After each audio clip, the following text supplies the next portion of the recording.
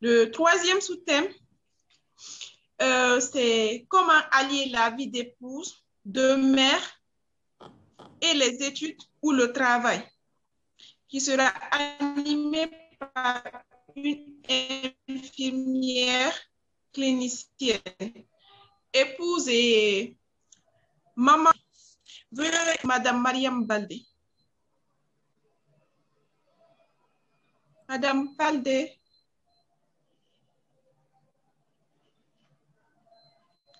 Madame Mariam Baldé. Oui, désolée, mon micro était à mute. Parfait.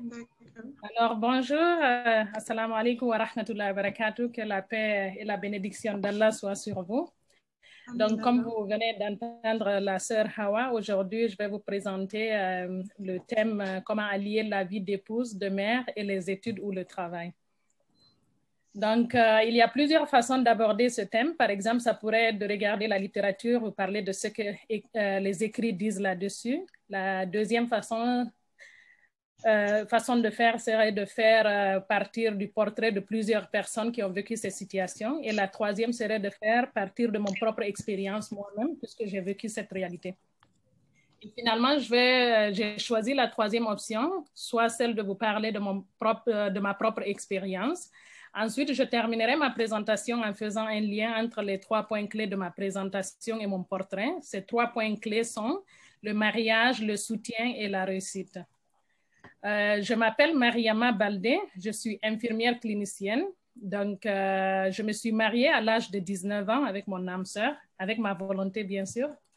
La raison pour laquelle j'ai choisi d'étudier les soins infirmiers, c'est à cause de mon premier enfant. Donc, pendant ma grossesse, j'ai fait une prééclampsie et elle est née prématurée avec 1,5 kg. Elle a passé 1 mois en soins néonatologie. Donc, l'expérience extraordinaire à l'hôpital avec l'équipe médicale m'a motivée de poursuivre mes études en soins infirmiers et aider les autres à mon tour. Donc, moi, j'étais dans le domaine de management, business management que je faisais en Afrique du Sud. Donc, pour appliquer au programme de soins infirmiers, il fallait que je prenne des prérequis, les cours de sciences. Donc, entre 2010 et 2012, je travaillais le jour à temps partiel et je prenais les cours en soirée afin de pouvoir appliquer au programme. Donc, pendant cette période, entre 2010 et 2012, je suis encore tombée enceinte de ma deuxième fille. Et je me rappelle, pendant toute cette grossesse, je prenais des cours à temps partiel le soir et puis j'allais au travail le matin. Je me rappelle, j'ai accouché d'elle et 5 jours après, non, j'ai passé mon examen final pour pouvoir appliquer à mon programme et 5 jours après, j'ai accouché de ma fille en mai 2011. Donc, ce n'était pas facile, la vie de travail, l'école et la grossesse, mais ça a abouti.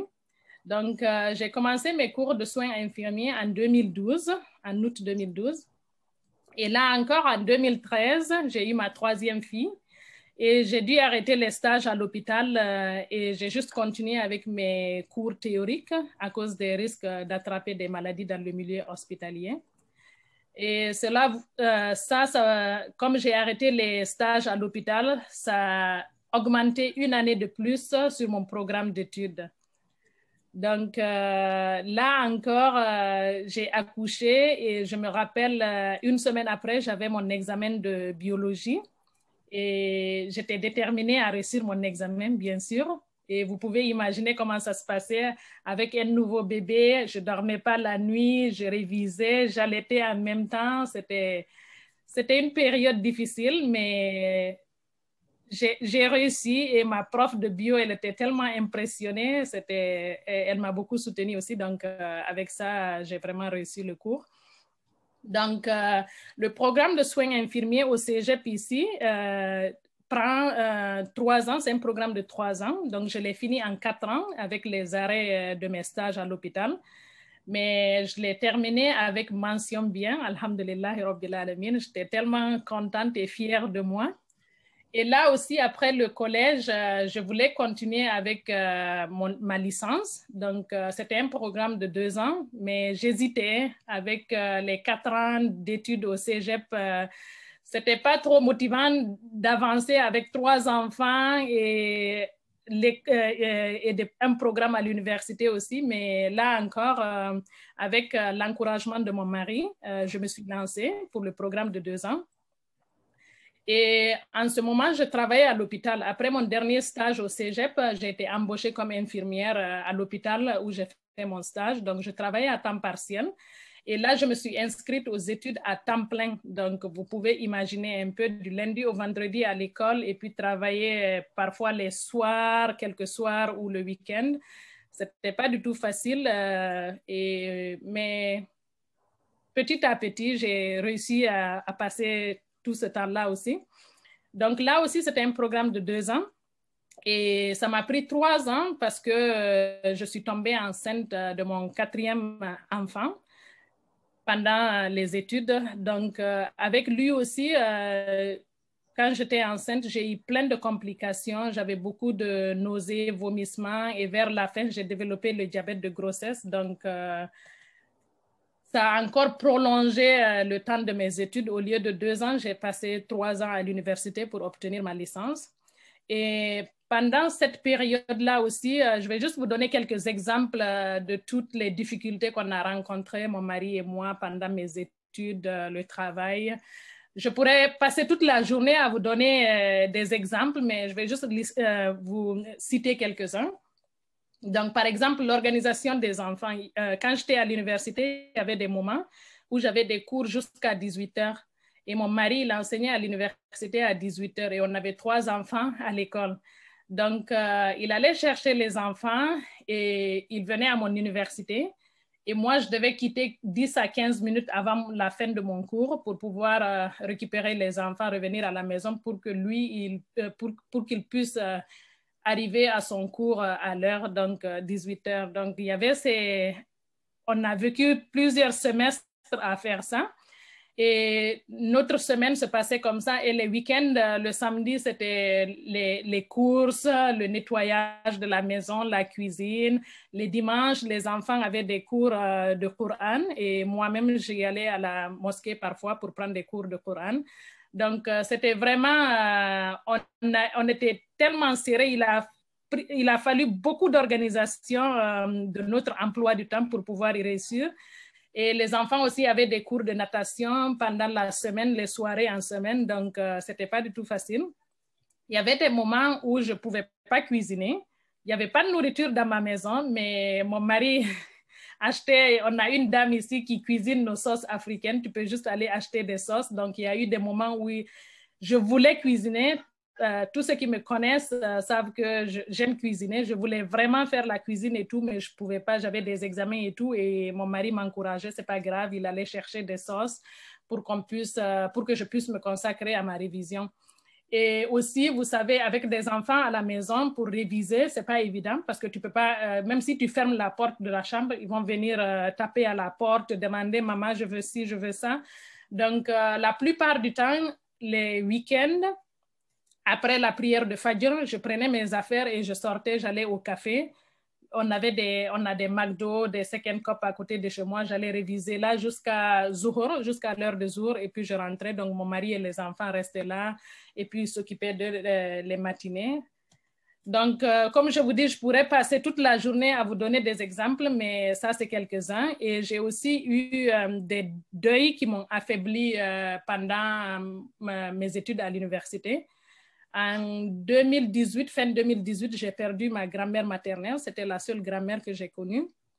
Et j'ai aussi perdu mon papa en janvier 2019. J'étais enceinte de 7 mois avec mon fils. Et mon père, c'est vraiment mon rôle modèle. C'est un homme très pieux qui a toujours insisté sur l'apprentissage de la religion, ensuite l'école. Il rêvait d'avoir un enfant dans le domaine médical et je voulais vraiment qu'il soit présent le jour de mon diplôme, mais Allah a voulu autrement. Donc, mon dernier semestre à l'université a été vraiment difficile avec ces pertes-là. Et en mars 2019, j'ai accouché de mon fils et je devais terminer mes cours en avril. Donc, j'avais comme 1 mois pour me préparer pour mes examens. Et là, à 4 semaines de vie, mon fils, il avait 1 mois. Sa sœur a attrapé la varicelle et puis il l'a contaminée. Donc, à un mois, je veux dire, à 1 mois de vie, 4 semaines, il a été hospitalisé. Donc, ça, c'était en avril 2019. Et moi, c'était le mois de mes examens.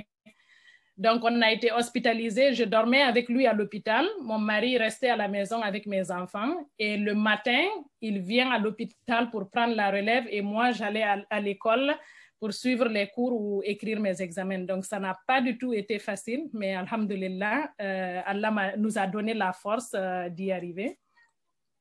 Donc, je vais terminer ma présentation en faisant un lien entre mon portrait et les 3 points clés. Le premier point, c'est que le mariage n'est pas un obstacle aux études. Comme vous pouvez le voir, je me suis mariée très jeune et j'ai eu plusieurs grossesses et enfants pendant mon parcours académique. J'ai pu mener à terme mes études à force de persévérance. Et le deuxième point, c'est l'importance d'avoir un soutien. Donc, moi, mon parcours a pu être possible grâce au soutien et à l'implication de mon époux, qui a accepté quand ceci était nécessaire de jouer le rôle qui m'est dévolu en tant qu'épouse et mère pour que je puisse faire mes études dans les meilleures conditions. Le soutien aussi de ma famille, mais qui est très loin de moi, de mes sœurs que j'ai rencontrées. Vous savez, la famille, ce n'est pas juste le sang. Tu peux rencontrer des gens qui deviennent ta famille. Donc, j'ai eu plusieurs amis qui sont devenus mes sœurs, que je considère comme ma famille. Parmi elles, Aïcha Diallo, qui présentera ici, est l'une d'entre elles. Je ne vais pas toutes les citer parce que je vais oublier quelques-unes. Mais ça m'a vraiment aidée. J'ai eu des amis qui j'appelais pour pleurer et pour, quand j'avais besoin d'être épaulée et tout. Donc, ça m'a vraiment, vraiment aidée. Mes